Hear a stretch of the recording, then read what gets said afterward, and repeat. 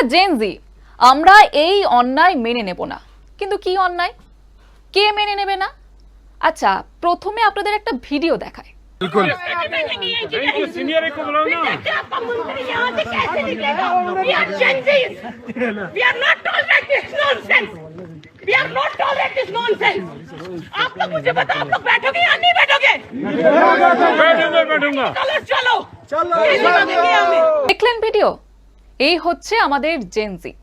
সম্প্রতি লাদাখের একটি নিরাপত্তা চেকপোস্টে অন ডিউটি ভারতীয় সেনা জওয়ানদের উদ্দেশ্যে এক পর্যটক তরুণীর এই চরম ঔদ্ধত্য এবং বাক বিতণ্ডার ভিডিও সোশ্যাল মিডিয়ায় মারাত্মকভাবে ভাইরাল হয়েছে। আবহাওয়া কিংবা নিরাপত্তার কারণে যখন সেনাবাহিনী যানবাহন থামিয়ে দেয়, তখন তাদের সাথে তর্ক করা এবং উল্টো অন্যান্য পর্যটকদের উস্কানি দেওয়ার এই ঘটনা ঘিরে ইতিমধ্যেই তোলপাড় পুরো দেশ। আসুন জেনে নেওয়া যাক ঠিক কি ঘটেছিল সেদিন। কাশ্মীর ও লাদাখের মতো উচ্চ পার্বত্য এবং স্পর্শকাতর সীমান্ত এলাকায় নিরাপত্তা বা আবহাওয়ার কারণে ট্রাফিক নিয়ন্ত্রণ করা বা গাড়ি থামিয়ে রাখা একটি স্বাভাবিক নিয়ম।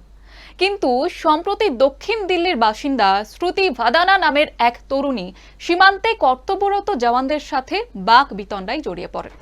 তিনি মোবাইল বের করে সেনা সদস্যদের ভিডিও করতে থাকেন এবং নিজেকে জেন জি বলে দাবি করে চিৎকার করতে শুরু করেন। শুধু তাই নয়, তিনি অভিযোগ তোলেন যে আম জনতাকে আটকে রেখে কেবল ভিআইপিদের ছাড় দেওয়া হচ্ছে। জওয়ানরা শান্তভাবে বোঝাতে চাইলেও তিনি অন্যান্য পর্যটকদের রাস্তায় বসে পড়ার এবং সেনার বিরুদ্ধে প্রতিবাদ করার উস্কানি দেন। ভিডিওটি সামনে আসতেই নেটিজেনদের ক্ষোভের মুখে পড়েছেন ওই তরুণী। অধিকাংশ মানুষই বলছেন, জেনারেশন যাই হোক না কেন, দেশের নিরাপত্তার স্বার্থে সেনার নিয়ম মেনে চলা প্রতিটি নাগরিকের দায়িত্ব। সেনা সদস্যদের সঙ্গে এই ধরনের অভদ্র আচরণ কোনো অধিকারের মধ্যে পড়ে না, বরং এটি সম্পূর্ণ দায়িত্ব জ্ঞানহীনতা। बिल्कुल सीनियर को बुलाओ ना। आपका मंत्री यहाँ से कैसे निकलेगा? We are Gen Zs. We are not tolerate this nonsense. We are not tolerate this nonsense. आप लोग मुझे बताओ, आप लोग बैठोगे या नहीं बैठोगे? बैठूंगा चलो সীমানায় পাহারা দেওয়া ভারতীয় সেনাকে এইভাবে সম্মানহানি করা নিয়ে আপনার কি মতামত? কমেন্ট বক্সে অবশ্যই জানান।